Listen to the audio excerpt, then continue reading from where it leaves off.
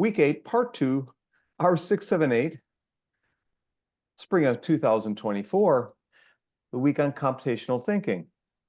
Before I move into the article review that Bo and I will do, I just want to get any final comments or about this session we had with Microsoft just now. Any other comments that one wants to make? Any suggestions? It was nice to have, I don't think I've ever had people from Microsoft in this class. I could be wrong. I've Intel people from different companies around the world come in and chat with us, but you would think I would have Microsoft at some point. So it's interesting how open they are and how open source, because you think about Microsoft being proprietary and wanting to charge money for everything, but here this is all this open source kind of projects. I should have asked him. I didn't ask him my other questions. I was going to ask him what's it like in other countries besides the UK with 800,000 kids using it or whatever. What about in the US? What about in China? What about in Mexico? That's one question I didn't ask him. I also didn't ask him if he knew Flipgrid, or that was now called Flip, which is a tool that Microsoft bought that a friend of mine created. And I wanted to see if he knew the folks at Flip, if there's a connection between all these projects for kids that Microsoft builds, and they make them as free apps. And so if teachers embrace, or if the school districts buys the Microsoft suite, they get all these tools for free, embedded in that purchase, or are they free even if you're not a Microsoft user or subscriber? So I didn't ask him those two questions. And Bo, if you could write those two down and interpret them in your words and send them to me, I will change them a little bit and I'll send them. I'll get an answer on those, or anything else. Yeah. Can I tag in there for a second on that? Yeah, as please. Well? Amelia and I were just having kind of a conversation about language, and the potential for to incorporate make code microbits into some of the language learning, and how that's a big priority, especially amongst a couple of the individuals in our class right here, I guess. One of the things that I said to her, and she'd asked if I might be able to make a video on this. I'll see if I can do it, but it'll depend on my busyness level the next couple of days. If you sneak onto the Make Code website, you'll notice that you have your standard platform for programming the microbits, but then it also connects well with our conversation from a couple of weeks ago with Minecraft as well, in that they've basically created an opportunity where you're still using similar Blockly interface, or the Make Code, the physical code blocks, to do some of your coding in Minecraft as well. And this is one of the things that I really like about these devices like this. Reza, you'd asked the question about how low can you go with the grades for this.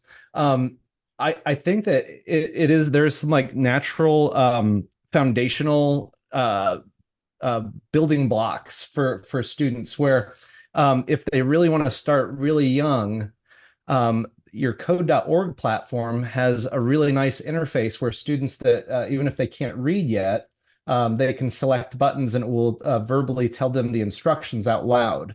And then the programming in those code.org activities are so natural and translatable that coming into a Scratch environment would be a next really strong progression. And then bringing that into your physical devices here. And then what Amelia and I were saying was that because of the compilers they were talking about, you then have the opportunity to translate from your block-based coding into your text-based coding with either Python or JavaScript on these devices. And so from the language aspect of this, you'd be able to talk with your students and explore the difference between the syntax and the structure of each of these language models that they're working with. But it's really done in a really foundational way where it's pretty nice for students to kind of scale up with it gradually. Sorry, that was a lot. No, it's not a lot. You can keep going. It's important points. Any other people want to add anything to that?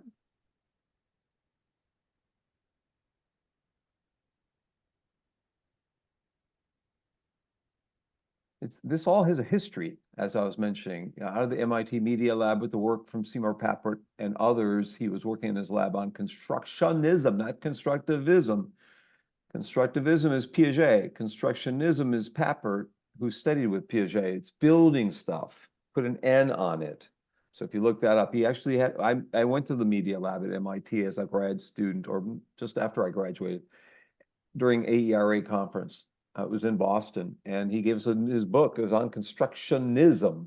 All the grad students each wrote a chapter for that book. It was a yellow book, very famous yellow book. I might still have it in my basement. I could go grab it. It was a famous book, so it really got us thinking about active learning, participatory learning, contributory learning, makerspace kinds of, physical computing, as he pointed out, physical computing with Lego logo robots and stuff like that. Any other comments before Bo and I summarize the articles a bit? We have 7 weeks left after this. Of the 7 weeks left, we have the final week where you'll all share a little bit about your final projects and get some feedback. We'll have a 1 week, so that's one out of the final 7 weeks. We have 1 week we'll call Technology Day. We'll have former students come back to this class and share technology tools with all of you that they find useful and valuable. I know many people initially saw this title of this class, Emerging Learning Technologies, and thought every week we'd get a demo of different technologies. Instead, we're reading research and getting some demos of technology. This is a 600 level class, so it's not, we can't just demo technology. We have to have theory behind it and link the theory. And I'm trying to do both the research, the theory, and the practicality, the three-part. So they'll have a week that's more practical. We'll have a week where I might present on ebook technologies. So as I have a recent article, a systematic review of the research on ebooks. I've done it about a decade-long reviews on the research on ebooks. I'll do a week on my research on systematic reviews of the research. We have a week on open education. We bring in my colleague Sam Naidu. He's from Fiji, he's from Sri Lanka, he's from Melbourne, Australia. He's been all over the place. Sam Naidu is now the editor of Distance Education, and he's agreed to come back and talk to our class. I think in week 11 or so, we have a week where the Distance Ed Journal is featured and open education is featured. That's my area. We'll have Sam, and we have a guy named Ramesh Sharma from India. He was in Pakistan sometimes. So Ramesh and Sam Naidu are friends. We'll have both of them with us that night. So that's about a 4th week, I guess.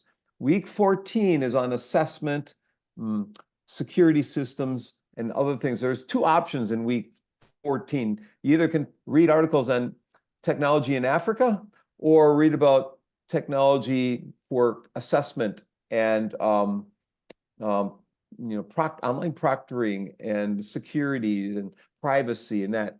That's the one that I'm in, the special issue, and my former student is in that one. So we will probably summarize our article on online proctoring that just got published.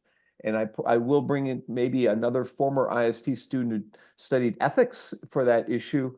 And so there might be 2 of us, and the editors I might invite in. So that'll be week 14. I invited the editors of this week, and one of them is traveling, and the other 2 time zone, they couldn't do it. So we don't have the editors of this week with us. I thought we would have them. I'm trying to think if there's another week. So those are about 5 of the 7 weeks. I've kind of figured out what we're going to do. I have 2 open weeks.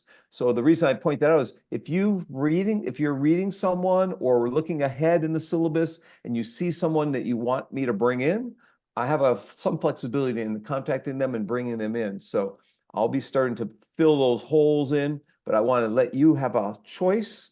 Like if Jill's advisor would be a good one to bring in, well, contact Jill's advisor and bring him in to share something with us. Or who maybe there's some celebrity in China who's a big person in the e-learning space. Actually, I know the top person for e-learning in China at Beijing Normal. If we want to bring those people in, I sent you before class an article that came out today on ChatGPT. in the Chronicle of Higher Ed. I also sent you a free book on distance education for training teachers. The woman who wrote the book or edited the book got all these people to work with her from around the world. I could probably bring her into this class. She's in DC. She was just on my podcast show. So if you'd like to hear from someone like that, I can easily get her. So I have a couple open free. I just wanted to, would anyone, before we move to Bo and I summarizing the articles, would anyone like to nominate someone or suggest someone that we bring in during one of the 2 or 3 open weeks?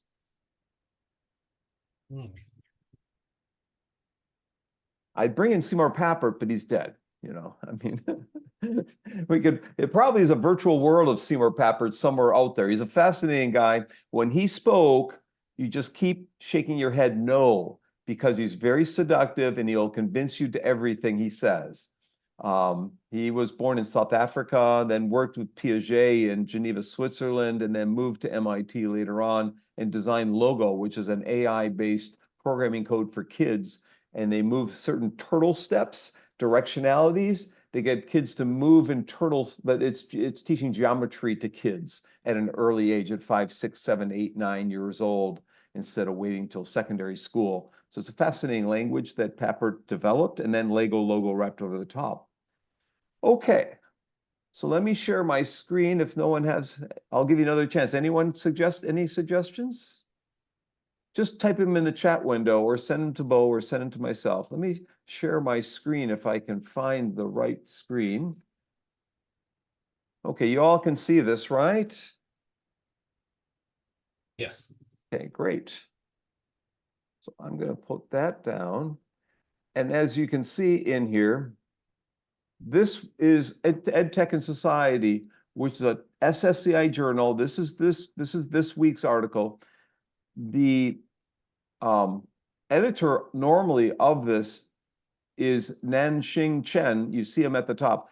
He's at in Taiwan at National Sun Yat-sen University. That's where he was anyhow. I visited there in 2013.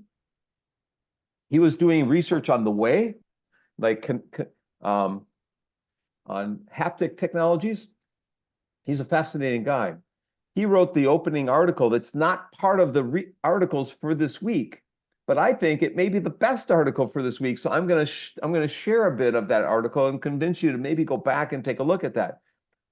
This week, and I'm going to have to hide, maybe it'll put me over there. This week, we have about 4 or 5 articles. We have an article on integrating computational thinking into primary and lower secondary, a systematic review, which is a very easy to read article. I highly recommend it. We have a second article, a normative analysis of tech computational thinking assessment. So they're creating a new test on computational thinking for kids. If you're into assessments, which early in my career, I was developing all sorts of assessments. It's not an easy way to get tenure. Let's put it that way. I wouldn't recommend it at all, but it's a good article. I'll show it here in a second. I highly recommend articles 1 and 2.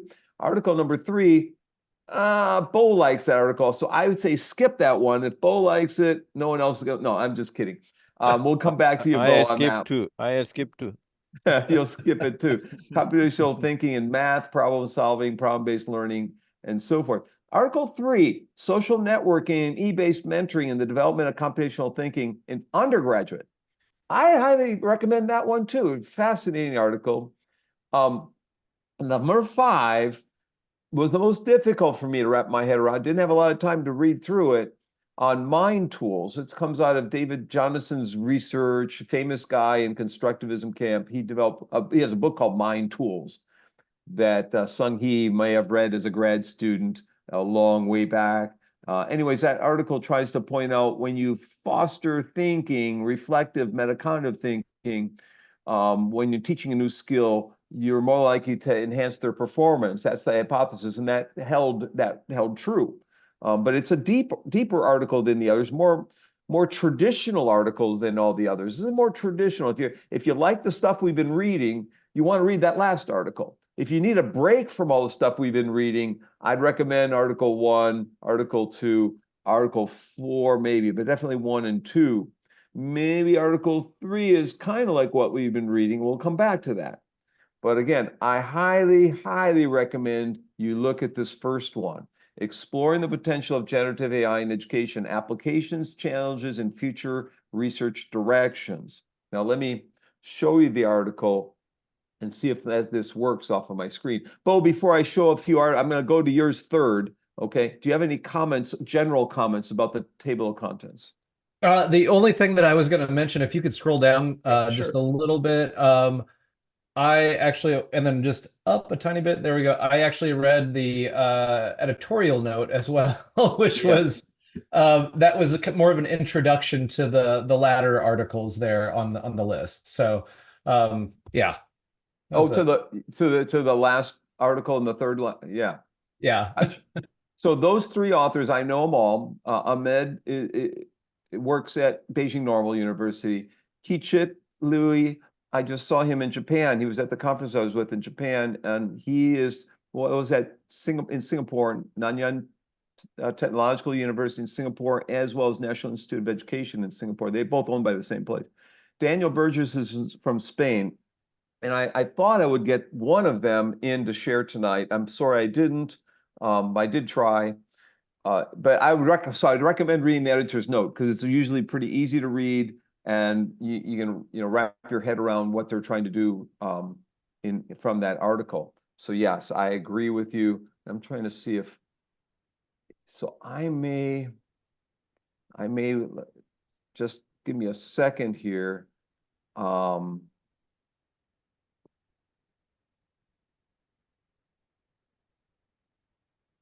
and I'm going to send this to myself. Let me just see if I can find that article, the editorial, Bo. Yeah, I can just put it in the chat window if you want. Yeah. Well, yeah. Okay. Forget it. I can show it another way, I think. Yeah. So let me do that too. So I'm going to stop sharing and yeah, I think we can do that. So I'm going to start my share again. Let me try it again. Dun, dun. Come on. Oh, I know. Okay. So this is the editorial position paper, and also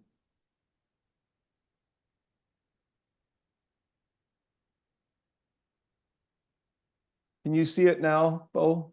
Yep, you're good. Okay. Okay. So the editorial is titled Creating Computational Thinkers for Artificial Intelligence Era Catalyzing Process Technology. There's an ongoing debate in the literature, they point out, in using technology to enhance computational thinking. This special issue enriches the debate by investigating how educational technology could be used for which purposes to facilitate computational thinking. Yeah, so this week just has 6 papers, including this opening, right? Mhm. And it's a range of ages. You have early elementary, you got upper elementary, high school, and you got college students. So which are you most interested in, maybe to make your decision about what to read for this week? These articles demonstrate innovative designs of curriculum to teach computational thinking. So these are innovative articles. Based on these papers, this specialist points out that more research is needed. Well, that's a blah, blah, blah. Typical to teach computational thinking rather than focusing on technology itself. Also reveals future work could cover smart learning analytics and precision education, last week's topic and week 15's topic, to Yep. better understand individual thinking. So we'll come back to this, I guess, is what we're saying here. And I'm just going to scroll through the article.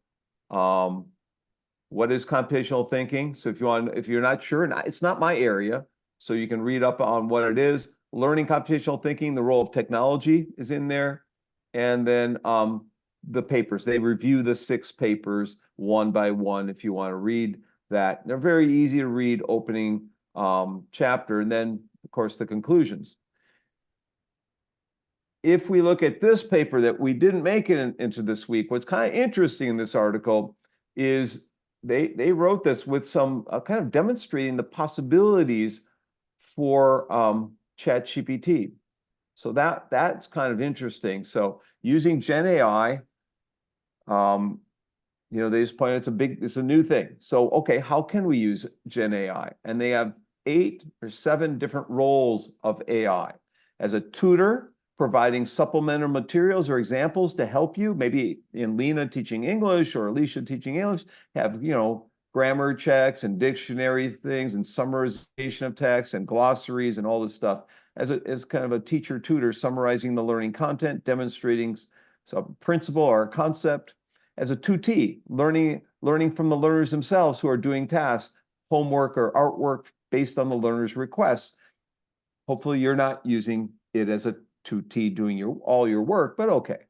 Learning as a peer, working as a team member, and that's 3. The 4th way is to provide advice or answers to particular questions. So a domain expert, an expert in a particular field or a topic, to look to them for, factual questions, historical questions, and so forth. As an administrator, summarizing what have found to facilitate decision making. Summarizing what have found to facilitate decision making. So, not so sure about that one. Bo, you want to take a stab at the administrator role? I would assume that they left a word out. I'm guessing it was summarizing what they found useful in facilitating decision making, but I'm Yeah. not sure. Yeah. Yeah. And then as a learning tool, helping learners collect and analyze data, work with learners, enabling learners to focus on critical objectives by sharing their loads. And then if we go down here, they have an example. So I recommend just take a look at their example based on what they found and so forth. And here are some examples of the use. Proofreading your article when you're writing a paper for an academic journal. That's a legitimate use, to have them help proofread your article. So here, Nanshan is, here's an example. Proofread my writing. Some guidelines have provided comprehensive prompts for generative AI like ChatGPT to get the best response. Be specific. Describe your goal question with specific, clear wordings. Avoid general topics or ambiguous words. Be contextualized. Describe the content where your question is situated based on the more relevant role play. Telling GAI what. So this is his article he wrote, and he's asking for ChatGPT to give him advice to proofread his article. So he goes down here. Here's a revised version of your text with some minor changes and edits. Here are some guidelines for providing comprehensive prompts like generative AI to get the best responses. So here he goes, be specific, describe your goal question. So he changed the word, ChatGPT changed the wording, if you will. That's one example. Then here's a figure 3, illustrative example of submitting a level 2 proofreading request to ChatGPT. So this level 2, so level 1 is just proofread. Level 2, could you please improve my paper? So he says to ChatGPT, can you improve it? Make it better, to make it look more professional and explain where and why you make those changes. So ChatGPT has proofread. Here's a revised version of your text with some edits. Guidelines for comprehensive prompts, blah, blah, blah. Be specific. Use specific and clear language to describe. So they've changed some things to polish it up more, not just simple edits, but move it to a higher level of text, if you will. Now, is that ethical when you start going to level 2? Level 1 would be no problem. Level 2 probably is no problem. But what do you think? The subtle change here to be more polished? Yeah, I mean, I think that's it's still taking into account the need for a critical eye on behalf of the reader as well, and so Yeah. it's a little more polished here. Yeah. Reciprocal questioning. Encourage a two-way conversation process by asking generative AI to raise questions along the way until satisfactory output is generated. This will help refine the question and generate more accurate responses. Okay, well, then we've got figure 3C. Explain. So he asked the Gen AI to explain themselves or herself or himself. So ChatGPT says, in this revised version, I made several changes to improve the grammar, sentence structure, and overall professionalism of the text. I've improved the title. I made the title better and more polished and descriptive. I fixed capitalization errors. I improved the phrasing, revised some phrases to be more concise and more professionally worded. I corrected typos. All this I think would be okay. I added more detail, additional detail to explain and clarify the meaning. I used more active voice throughout to make it more engaging and clear. So now we moved to the next level. Level 3 requires the use of more detailed prompt that includes, task, goal, output format. For example, in addition to professional and criteria for professional explanation, learners can include description of the desired format, such as formatted in a table with 3 columns, include original text, revised text, and explanation of the changes. So with a revisionary table.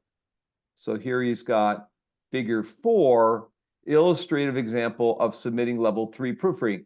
Can you please improve my original writings to make it look more professional and explain why and where and why you made those changes? I would also like the output to be formatted in a table with 3 columns, including original text, your revised text, and the explanation of the changes. So now he's got the original text.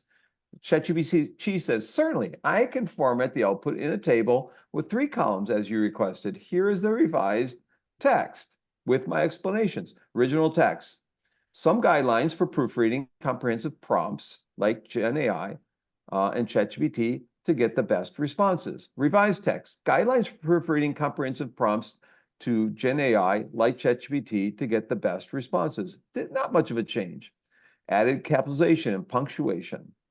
Get down to the next one, he's added reworded for clarity and added capitalization, blah, blah, blah. So you can see it's much longer in the revised version. Be specific. Use clear and specific language to describe your goal and question. Avoid general topics or ambiguous words that could lead to some. So he made it 2 sentences. ChatGPT made it 2 instead of 1 sentence. And then the next one, added clarity. Added capitalization. So it's clarity. Sometimes being more concise. So now ChatGPT can generate learning content for a specific topic, but can also analyze emotional types from the written text of the story. The following example shows how you create a story for children and analyzes the emotional type of each paragraph in the story. Provide a very comprehensive prompt to indicate the role of ChatGPT, the goal of the story, target audience, and the properties of the generated story, as shown in figure 5. ChatGPT would generate a story following the instruction as shown in figure 5. So instruct ChatGPT to classify the story into different emotional types based on the provided coding scheme. Smiling, happy, excited, sad, crying. So figure 5, examples of prompting ChatGPT to generate a story for children. Now I'd like you to play the role of professional children's book writer and write a story for children between ages 5 and 7. The story would be very interesting with ups and downs, capture the attention. He says, sure, I'll write a story for children, The Magic Marble. Once upon a time, there's a little boy named Jack who loved playing with marbles.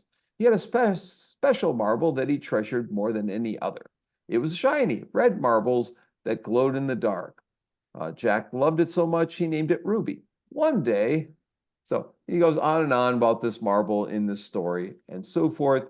And then he asks them, okay, can you, and then in 6A, prompting ChatGPT to segment the story into different emotional types as smiling, happy, excited, sad, crying, depressed.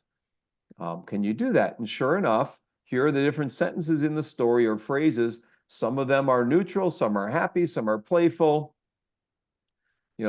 That night, Jack had a strange dream. He dreamed that Ruby was alive and he had turned into a magical marble. Magical marble had the power to make things happen, but only if Jack found it again. That was playful. So that's the next part. So you can read this article. He does more with the story, with that new story, changes it around and so forth. And then he generates test questions based on the story. So now you not only have a story generated, you've got test questions that exist to see if you got it right, okay?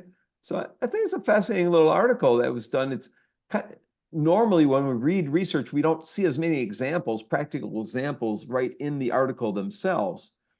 But they didn't spend a lot of time in the literature review on this article. They went right to the description of how to use it. So the rubrics they created, and the questions around the rubrics and that kind of thing. So yeah.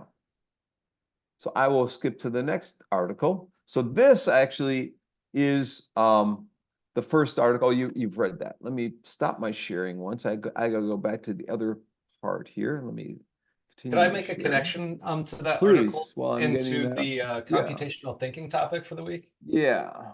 Yeah, one of the ways that I really viewed the computational thinking fitting in with the content generation of ChatGPT. If you see, or if you looked at that article there, and I've got an example of how we did this with my work as well that I could show you. But the individual who was doing the study, he seemed to break down the instructional process for ChatGPT, and thinking about that from the lens of decomposing exactly what his prompt was into smaller steps. It made it a little bit more manageable, and we were doing the exact same thing at work. Dr. Bonk, are you cool if I share the screen for just a second? Oh, sure. Yeah. We were doing the same thing at work for this tool that we're building right now. And this is for principals as they conduct observational walkthroughs in teachers' classrooms. We found that like one of the big issues that a lot of the principals have is that the feedback and the comments that they leave for teachers doesn't always lead to natural growth in your capacity as an instructor. And so we wanted to make something that could generate some of that feedback that would allow some of those meaningful relationships to grow. And when we were doing this, we've got this connected in the back end on to ChatGPT's API tool. And we started with one just giant set of instructions. And what we found was that we needed to decompose the entire piece into smaller steps. And so this first one, this first prompt right here is gonna, trigger everything. And then the response to that first prompt gets added onto the second one right here. And then the second one or the third one gets added onto the second one, and so on and so on. And you grow the generational output of the tool in that way. And that really to me was just the best illustration that I could think through that would demonstrate that one pillar of computational thinking, that decomposition piece there. Any other comments? Yeah, Risa. Yeah. Oh, in our AI augmented discussion, I asked the same question from ChatGPT. I asked it, I wonder, do you work based on computational thinking? It said, regarding your first question, as an AI developed using computational algorithm, my entire operation is grounded in computational thinking. From processing information to generating responses, I rely on principles such as abstraction, pattern recognition, decomposition, and algorithm design. I just wanted to add this one. I asked your opinion actually from ChatGPT. I wanted to add this one. Did you just do that just now? I am no, not now. I am the moderator of this week. I asked ChatGPT yesterday. Yes, Okay, yes. gotcha. I'll Yes. get in there. I'll check that out then for sure. That's Yeah, awesome. Yeah. yeah, Thanks for sharing yes. that, Rita. You're welcome. Risa is the moderator on both discussion strands for this week, which is great. Thank you, Risa, for doing that. Going back to the articles in EdTech and Society for this week, the first one in there after the editorial is integrating computational thinking in primary and lower secondary education, a systematic review by folks that are in Lithuania, Belgium, trying to think of and Italy.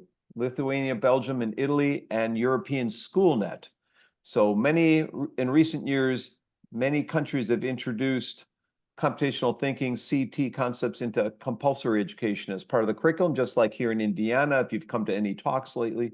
This systematic review of academic and some of the gray literature has been conducted to analyze, I don't know, what gray literature, the state of the art of a CT.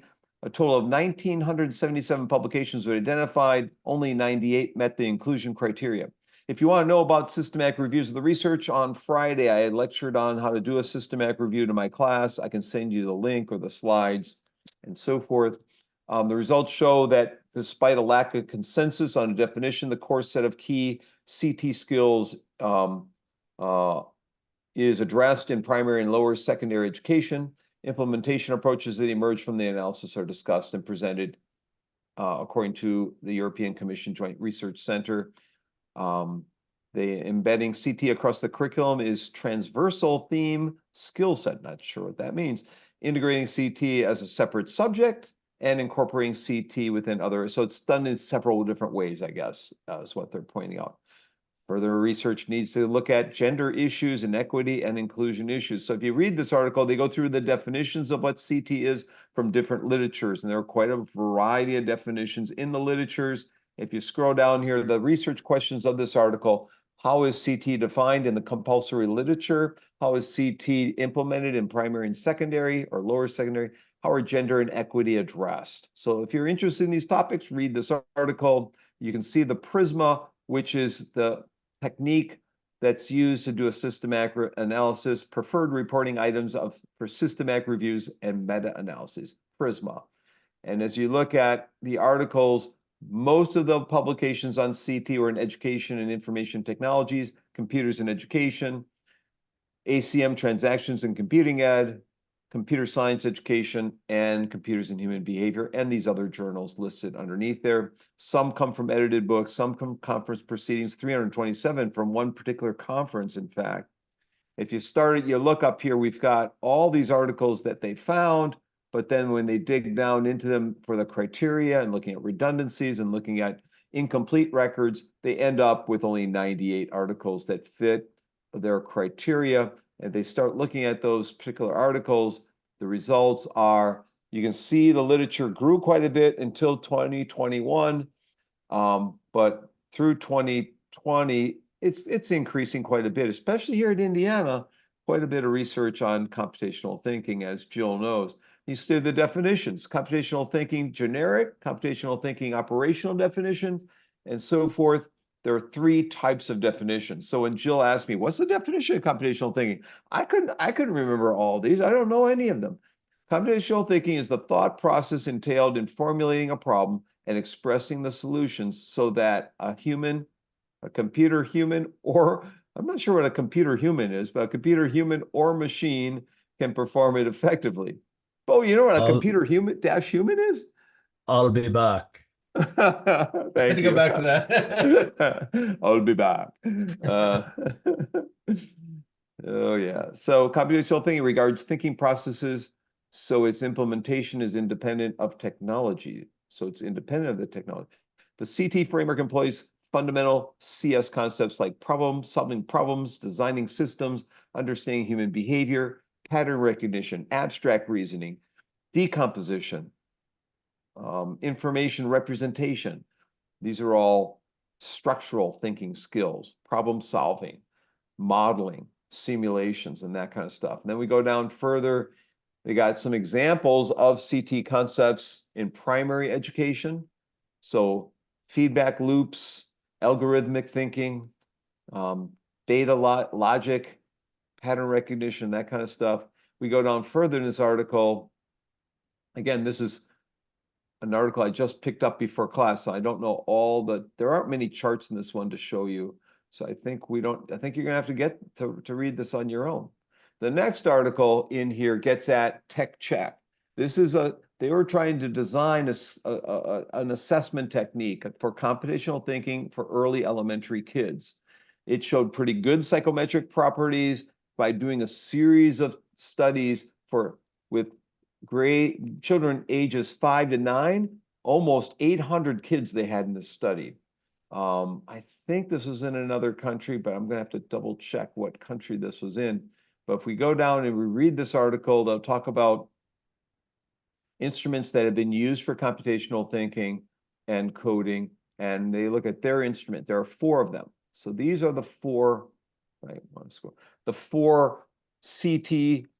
One's called computational thinking for beginners. One's called the competent computational thinking test. One's called computerized adaptive programming. One's called computational thinking assessment, CTA. The one they developed in the middle, that's in the middle, called Tech Check. It's a pen and paper, multiple choice, 15 items. The one on the left are 25 items. The fourth one, or the one second from the right, had 4,486 items. It can't have that many items, but maybe it does. Jeez. So administrator is needed. Average testing time, 13 minutes. 15 questions, 13 minutes, but you still need an administrator. They have a sample of 1,844 kids that took this, and so you can read some of the results of Tech Check that they used. Hey, here's some example questions. What comes next in the sequence? For instance, looking at logical thinking skills of the students. These are kids, let's see, in the USA. White, Hispanic, Black, multi-race, island, Pacific Islander, Asian, and so forth. The demographics of these kids in this study.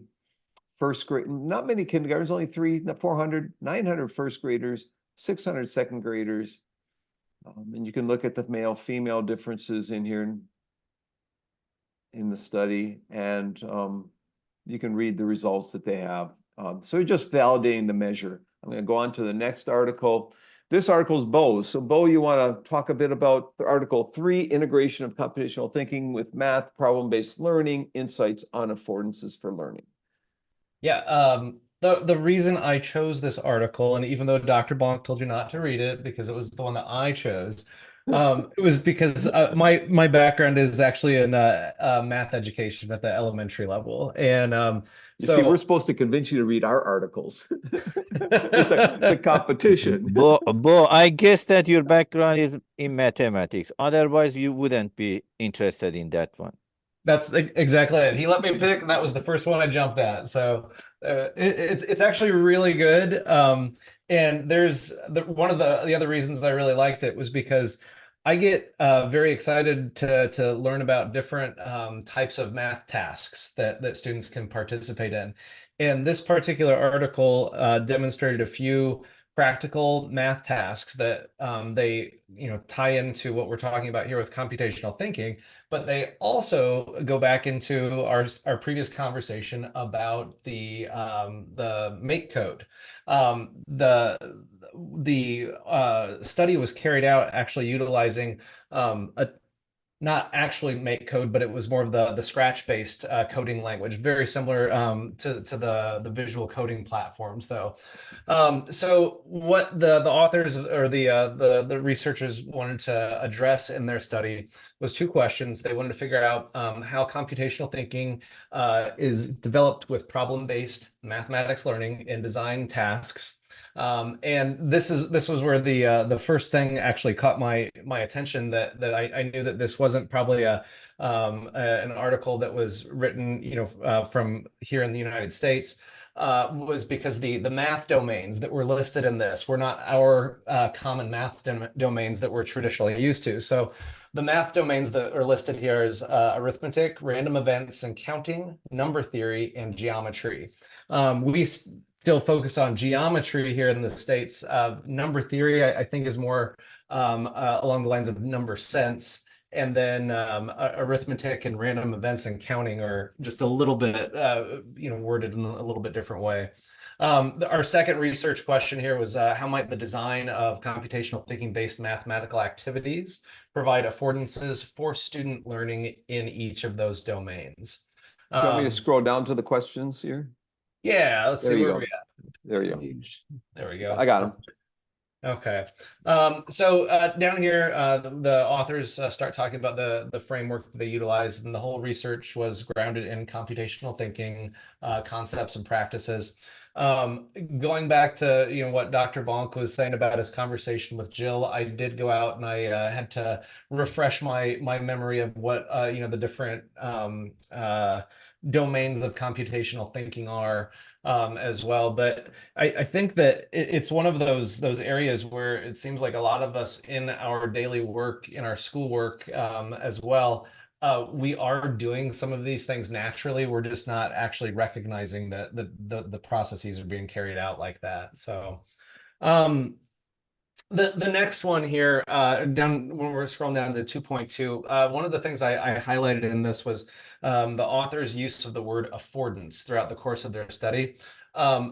Generally, what I was thinking of in my own, in terms of my own head, was that affordance meant an opportunity. But this is actually a little bit different here, where they're talking about the intentional development of opportunities. So creating the setting the stage within the learning environment, and being intentional about what that looks like for the students as they're getting set to carry out these tasks in their classrooms here. If you could, let's see, Dr. Bonk, could you scroll on down to, let's see, bottom of page 135. I was going to look at table number 2. I'm going to leave it right here for a second, just to point on the top here, 74 participants from Hong Kong. This is a Hong Kong study, mostly male, 57 males, 17 females. So yeah. Well, when I ended up taking a look at where the study was done, I scrolled up to the top, and it looked like the majority of the researchers were from Hong Kong University, and then I thought the Chinese University of Hong Kong as well. Right. Yeah. So you want to go below this? Oh, that's actually perfect if you want to start right there. Yeah.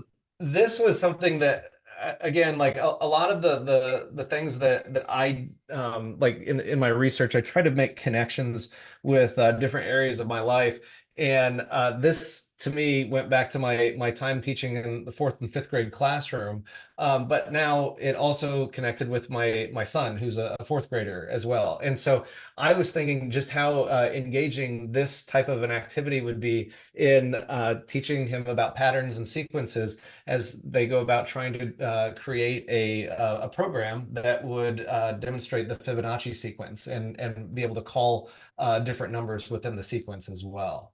So I thought this was a really cool one. Let's see here. This one was really nice as well. So one of the things that we talk a lot about in math is that there's multiple ways of solving problems, and a lot of times it gets ingrained into our head that there's only one way, following a certain algorithm to do these things. But I really like this because this demonstrates that the individual on the left-hand side carried out the exact same task as the individual on the right-hand side, but just went about it in a different way. So different doesn't always mean wrong, especially Good point. in math classrooms. Yeah. Let's see here. This dart throwing and dice one was fine. This was not, one of my favorites of the tasks that they had set up here. Let's see. Oh, and this one, figure number 5 down below here. This actually was kind of interesting one to me. One of the other math, I don't know, it's not portions of my presentation that I would share was this thing called My Favorite No. And a math teacher is up in front of her class. This is how dated it is, though. She was writing on an overhead projector. I'm guessing some of us probably have never seen those in our lives. And she would write out a math problem, and her students would respond to it on their index cards. And she would collect them and read through all of them, looking for her favorite incorrect answer.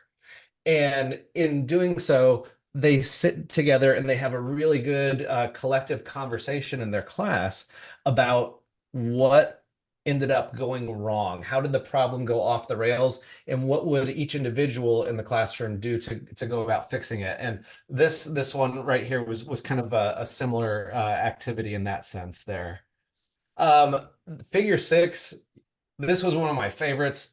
This was an activity that, or a task that the students had, where they had to program the application to draw multiple polygons, and I just thought that the visual representation that we're able to see translated from the block-based coding language was really exciting and I think this was something that students would really connect well with. And it's also very neat to see how the polygons end up scaling upwards based on the amount of corners and edges that they have there too. So figure 7, another task kind of similar to that, where they had to create translations of each one of the shapes and stuff in there. But the overall idea behind this was that or to me the most exciting portion of this was the real world connection that you can actually make with this. Like, I could see myself reading this and applying it to my classroom instruction tomorrow. And that to me is something that, sometimes the theoretical side of some of these articles is a little bit, challenging to wrap my mind around. So if I can make a real world connection like that, I'll definitely do so every time.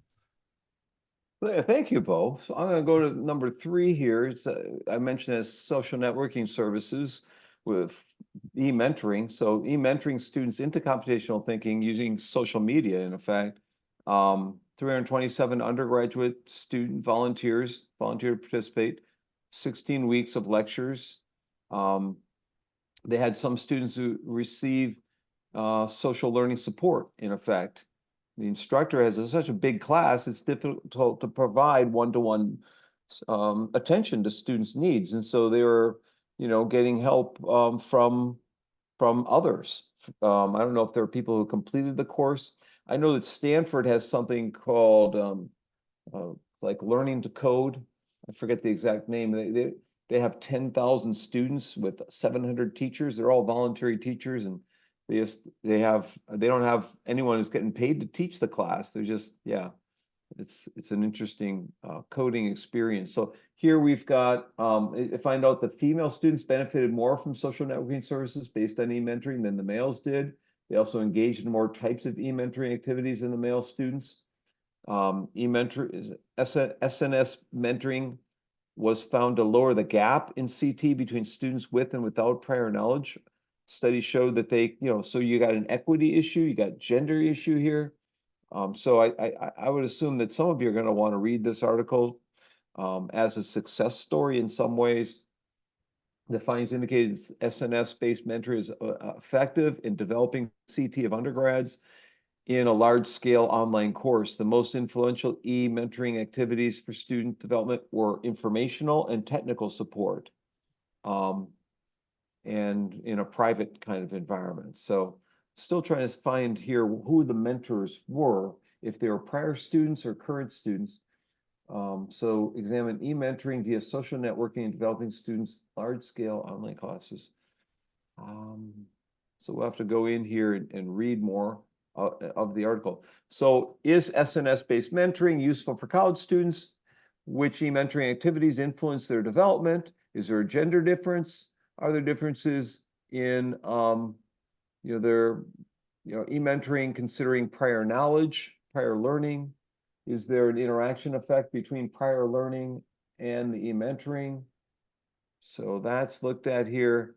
And then they talk about the elements of computational thinking, decomposing, formulating problems, analytical thinking, and so forth.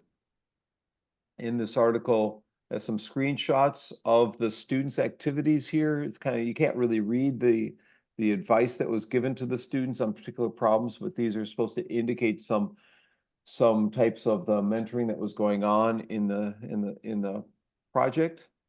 And then this one has the topic that they're trying to teach in the course, and the subtopics, and the kinds of activities that they use to teach the different topics.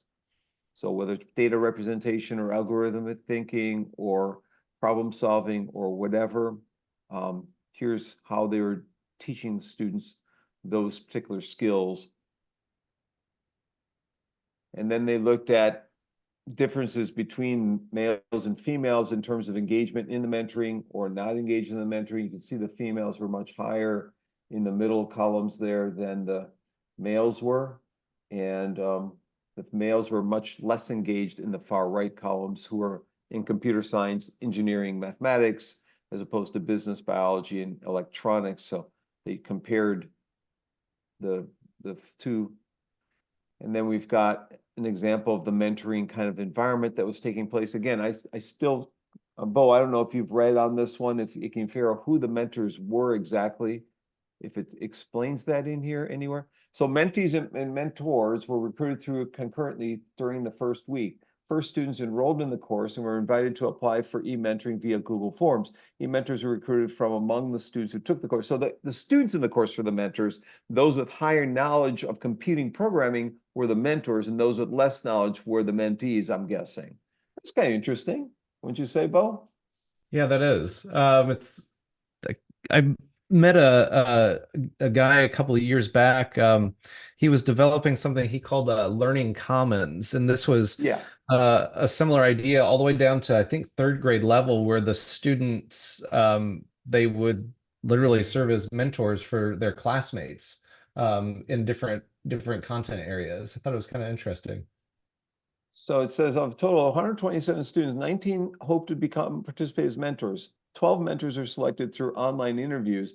Of the mentors, 7 were male, 5 were female. Mentors mainly majored in computer science and pre-med. The remaining mentors were electrical engineering, industrial, blah, blah, blah. A total of 189 mentors, mentees, the treatment group, were assigned to the mentors, with each mentor getting 15 to 16 mentees. So one mentor for every 15, 16 students. This is kind of an ingenious study. This is, looking at this, I recommend this article. You'll learn a lot from reading this one. Don't read Bo's article. That's all math stuff, the social stuff here, mentoring and private chats and all that. So, this will explain some of that. And here's some examples of mentoring in Chinese, I guess, here. So yeah. And so mentoring activities, giving hints, supplemental materials, encouragement.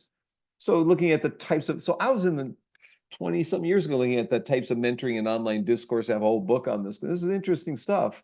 Then how they shared materials, how they provide technical support, that's in here too. Examples of resources that they were sharing with one another. It goes back to your Fibonacci code. I'm saying that right. So yeah, this looks like a very interesting article that one might read. There's a means and standard deviation of the final computational thinking scores those engaged in e-mentoring and higher computational thinking. Look at that. Go figure. They had help and support. The means and standard deviations of utilization of mentoring. So, okay, so that's that article. Then we get into the Mind Tools article. There's that one and this one. Okay, so the Mind Tools article, I'm not going to talk about this too much, but this article was from South China Normal University in Guangzhou. I've spoken at that place. They translated 2 of my books at South China Normal University. And also with folks in teacher ed there and Teacher College of Guangdong, Hong Kong, Macau, Greater University, and South China Normal University. A lot of places, they collaborate. So they said computational thinking is an imperative of the 21st century. Mind tools can help people understand concepts better, can help us decompose and understand the tasks that we have to solve. These mind tools can serve as a reflection guide to help us visualize our work. They worked with junior high students, almost 100 junior high students. The results revealed that the proposed approach improved computational thinking and metacognitive awareness and motivation of students. So it's a big hit. What their reflective tools that they designed. Now, you get in this article is a little bit complex. I won't have a chance to just kind of put you on a particular page here and explain the articles. It takes I don't want to go too much longer. I think we need to end tonight, but these are the questions they asked. Are there significant differences between computational thinking of students and their computational dispositions? In the fire extinguishing AI robot task in a programming course, which adopted reflective guidance and visualized mind tools, are there any significant differences in students' motivation and metacognitive awareness in this task? Are there differences in the behavioral patterns between the students who get different types of mind tools in effect? They explain computational thinking again. We already had that, so let me scroll down here. These are some of the students who are in the task operating a fire extinguishing robot. This is a robot. If there's a fire, you need your robots. And so if you get this article and you read about that, the design interface, it discusses here open source software that they used to put into the robots. There's a free and open source software that they were utilizing in this study. Participants, again, were junior high students, 55 males, 42 females, randomly divided into experimental treatment. So this is a traditional A/B testing, experimental treatment control testing, with 48 students assigned to the experimental group, 49 to the control group. All students were taught by the same teacher who taught information technology courses for 10 years.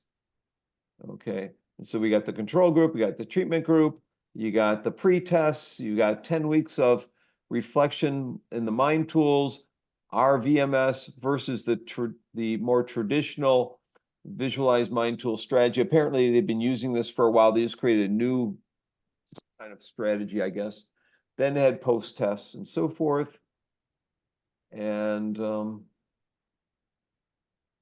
they then have a table, a coding table of the behaviors that they learned, decomposing skills, generalizing, evaluating, examining, blah, blah, blah. And then they compared the treatment and control groups, and the treatment group did much better. In fact, the F value was significantly higher, I'm thinking on here, as well as that's in the performance and in the attitudes. Again, there was a significant impact. The experimental group 4.35, control group 3. So both their mindsets, their dispositions, as well as their performances, and then metacognitive skills between the two groups. Experimental group again higher than the control group. And then we look at motivation, experimental. So it's a win-win-win-win-win on this one here. And then they try and map out what was going on. The last article I just popped in and was looking at before class. I didn't have a chance to read it. They proposed and implemented a sequential data analysis driven methodological framework to design adaptive game-based learning, like adaptive digital game-based learning. The goal of this framework is to facilitate children's personalized learning experience for K-5 computing. Although DGBL can be beneficial, young children need personalized support because they're likely to experience cognitive challenges, so they need some supplemental. They used a game, an educational game called Penguin Go. Has anyone heard of Penguin Go? So to test their methodology here, and to better understand children's gameplay performance, CT development, we use qualitative data as triangulation data, and so forth. So if you're interested in working with kids and you know about Penguin Go, you might want to read this article. I'm trying to see if we can. What are the emerging gameplay patterns of children who play Penguin Go? What are the differences in gameplay between children in different game conditions with or without cognitive support? So they looked at those who get extra scaffolding and those that get less scaffolding. It's a typical kind of study in education today. What are the design implications of the different gameplay patterns that they found? Are any of these skills and dispositions transferable? To answer those questions, we implemented an educational game called Penguin Go for CT development as a case study in effect. So there's Penguin Go. I don't know Penguin Go. I've never heard of Penguin Go. I can't even find it.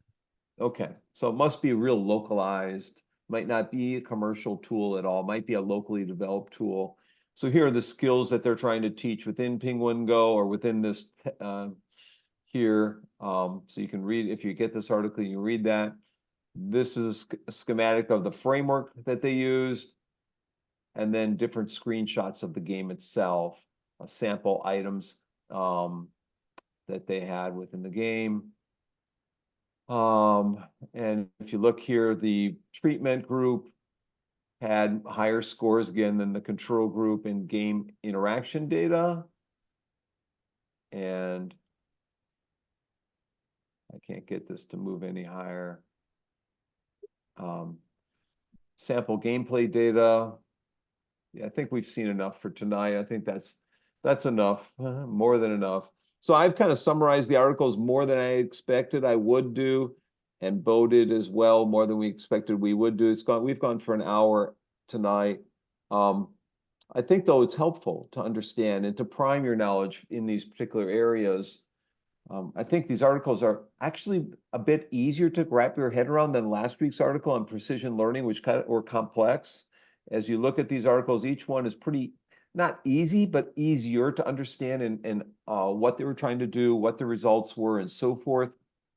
And I'm not a computational thinking expert, and I could understand these within a few minutes. So I can say that you should have an easier time with week 8 articles than week 6 articles. At least that's what I'm thinking. Bo, would you like to add anything to that? No, the only thing that I guess I'd say is computational thinking. It's I've always been like semi intrigued by it, but I've not had the opportunity to like dive in a whole lot on the topic, and so this week, kind of gives me that opportunity as well. So I think that's kind of a nice thing there. Well, let's just go around to everyone, 3 words from either on computational thinking or from tonight, 3, 4, 5, or 10 words. We can start with Jill on the corner in my screen. Jill, anything from tonight or on these articles that I just reviewed? Yeah, I find a lot of Asians in this journal. I was going to say Hong Kong, Taiwan, mainland China, dominate, Korea. Singapore. A lot of people in East Asia and Southeast Asia in these articles, isn't it? Yeah. Yeah, not surprised. And also ETNS, EdTech and Society, the journal, the editors are in Taiwan. And if you get Yes. published in this journal, you can get Distinguished Professor Award. Yeah, So it's yeah. very competitive. And I have reviewed several articles for this journal in this semester. Quit rejecting mine, okay? Amelia, you're next on my screen. I have talking about Scratch and these block programs, creativity, motivation, and intelligence. Those are it, yeah. Seymour Papert's Mindstorms book. It's an old book, but I highly recommend it. David Johnson, Mind Tools book. It's all about creativity, intelligence, and what was the third word? Motivation. Motivation. I'm third in my screen, but the fourth one is Lena on my screen. What do you think from tonight? Okay, I'm thinking about this word computational thinking because I think people used to talk more about creative thinking, critical thinking, but these days, a lot of computational thinking. So I think I'm going to read more about that because it's kind of trend. Kind of a trend. And that Yeah. reminds me, Friday, IST conference, Bo is presenting in the morning. He's going to be in Indianapolis. You all get a chance to meet Bo, who are going to the conference, and others. Alina will be presenting too. So I think I Amelia will is go. too, right? Amelia is too, from a distance, right, Amelia? Oh yeah, Lena's going as well. Yeah. You've been here before, Lena, for the conference couple years ago, right? You've been in Bloomington. I saw Lena. I'm sure I saw you at the conference 2 years ago. Was it last year or was it 2 years ago? Me? Amelia, I mean. Oh, sorry. I was there last year, so I met Bo. I wish I was there this year. You were there with your daughter, I think, or maybe, yeah. Yeah, last year. Yep. Esther's next on my screen. Any thoughts from tonight? I think I am with Lena. It's a new term that is going around, and actually, it's the question that I answered on Reza's argumented and human discussion. Just finding out what's computation thinking, and so it's one term that I would want to think through and read about and see how it differs from all the others that we've been looking at, like critical thinking and conceptual understanding and things like that. So you can read any one of these articles, I think. Bo would agree with me. Almost any one of these articles would do what Esther wants. I'm going to read 1, 2, and 3. Okay. Oh, not that I'm against Bo, but I had already chosen those ones. You will get an understanding of computational thinking from those articles. Sung Hee is next on my screen. Yes, actually, in Korea, especially in elementary school, there are a lot of there are many class for this kind of many class for this, and there are a lot of how to use micro how to use this software. But I wonder why we teach this software to kids. So goal setting is more important, I think. Yes, that's my thoughts. So I guess what you're saying is there are skills that are more important than overall, and why don't we teach them as opposed to get so focused on computational thinking as the end all be all? In effect, I can extend that argument, Sung Hee, and say we're really focused on STEM as a society. So focus on STEM that we lose touch with some other aspects of what's important to being human. It's a real heavy focus in society on science and math. So now they created STEAM, science, technology, engineering, and art, and mathematics. But we need to go beyond STEAM and build STEAM to move beyond STEAM. So there are macro skills beyond computational thinking. And I would agree with you. Goal setting is well beyond just computational thinking. It's about life. Humans are goal-driven creatures.